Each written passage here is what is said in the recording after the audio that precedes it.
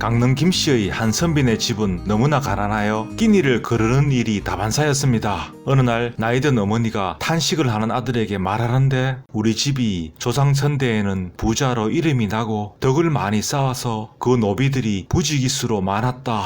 지금은 저 산등성이 넘어 강 건너 마을에 흩어져 살고 있으니 네가 찾아가면 그들에게서 곡물거리라도 받아올 수 있을 것이다. 김선비는 그 즉시 어머니가 내어준 노비 문서들을 가지고 그들을 찾아가는데, 과연 강 건너 마을에는 100여 채가 넘는 집들이 있었고 그곳에는 모두 노비 문서에 적힌 이들의 자손들이 살고 있었습니다. 그 자손들, 김선비가 가져온 문서를 보고서는 공손히 예를 갖추어 절을 하였고 집집마다 돈을 거두어 김선비에게 바치는데 2,000냥은 좋게 넘을 돈이었습니다. 너무나 강력한 김선비, 그 자리에서 노비 문서들을 전부 불태워 없애고 돈을 챙겨서는 집으로 갑니다.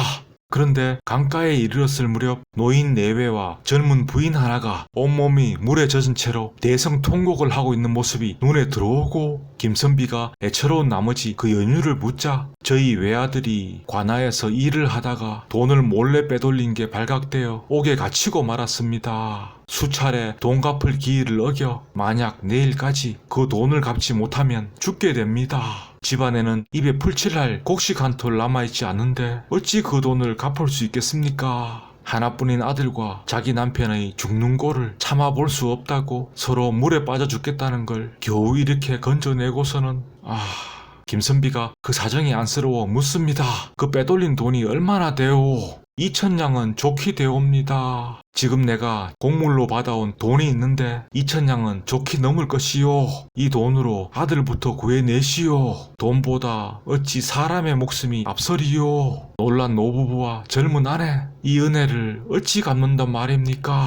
저희 집에서 하룻밤만 주무시고 가시지요. 따뜻한 밥상이라도 대접하는 게 도리입니다. 날이 저물어 가고 연로한 어머니가 집에서 기다리시는데 여기에서 한시라도 지체할 수가 없소이다. 그렇게 김선비는 떠나고 세 사람은 즉시 관아로 달려가 돈을 갚고서는 아들과 함께 집으로 돌아옵니다. 그리고는 다시 대성통곡을 하는데 그 선비가 사는 곳이나 이름조차 알 수 없으니 어찌 이 은혜를 갚을 수 있으리요. 기쁨과 안타까움의 울음소리가 밤하늘 가득 퍼집니다.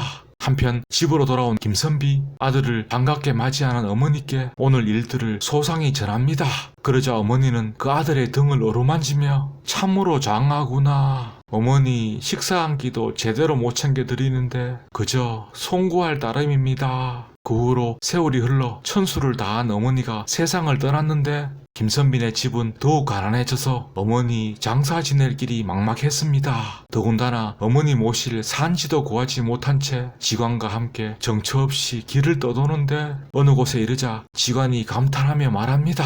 이곳은 보기와 복됨이 천하제일 자리입니다. 김선비가 그 산 아래를 둘러보니 대골 같은 집 한 채가 보이고 더 넓고 풍요로운 들판과 촌락이 즐비했습니다. 마을 사람에게 물어보니 여기 대골 같은 집과 뒷산의 주인이 모두 김씨 노인의 것이며 즐비한 촌락들도 모두 그 김노인의 노복들이 사는 집이라 말해줍니다. 이를 듣고 낙담하여 지관에게 말하기를, 이러한 자리를 내가 어찌 얻을 수 있겠소. 날이 저물었으니 여기에서 하룻밤 묵어나 갑시다. 잘 차려진 저녁상을 물리고 등잔불 앞에 앉은 김선비는 어머니 산지 하나 구하지 못하는 자신을 책망하며 긴 한숨만 내뱉고 있었습니다. 그런데 이때 방문이 열리며 한 젊은 여인이 들어오는데 김선비를 뚫어지게 쳐다보고서는 그 자리에 엎드려 대성통곡을 하는 겁니다. 이에 놀란 김노인과 안주인도 달려오고 저희들을 기억하시는지요? 그 옛날 강가에서 죽고자 작심했던 저희들을 기억하시는지요? 그제서야 기억을 떠올린 김선비, 그날 이후로 하루도 빠짐없이 향불을 피워놓고 선비님을 다시 만나 은혜를 갚을 수 있기를 천지신명께 빌고 또 빌었습니다. 밤이 새도록 그동안의 일들을 이야기합니다. 김노인은 선비의 도움으로 그 아들이 관아에서 풀려난 뒤 이곳으로 이사를 오게 되었으며 농사면 농사, 장사면 장사 하는 일마다 모두 잘 되어 이렇게 큰 부자가 되었다고. 이제 남은 유일한 소원이 은혜 입은 선비님을 만나는 것인데 그것도 다 이루어졌다 울먹입니다. 김선비는 연로한 어머니가 상을 당했고 하지만 집이 공공하여 장례를 제대로 치르지 못하고 있다는 사연과 무엇보다 산지 하나도 아직 구하지 못해 여기까지 왔으며 이 집 뒷산에 좋은 자리를 보았으나 쓸 형편이 못 된다는 사정들을 자세히 이야기합니다. 이에 김노인이 답하기를 장례 치르는 모든 일들은 저희가 챙길 테니 선비님은 아무 걱정 말고 돌아가셔서 발인해 오도록 하십시오. 다음날 김노인은 수십 명의 노비들과 말을 준비시켜 장례에 쓰일 모든 채비를 해보내는 동시에 가마 여러 대도 준비하여 선비네 식구들을 편안히 이곳으로 모셔오도록 합니다. 최고의 명당 자리에 어머니를 모신 후 그 감사의 마음을 전하는 자리에서 김노인은 대궐 같은 집과 모든 전답, 노비 문서를 선비에게 넘겨주고 그 식구들 전부 떠날 채비를 하는 겁니다. 놀란 김선비가 영문을 물으니 뒷마을에 작은 별채가 있어 우리 가족이 살기에 충분합니다.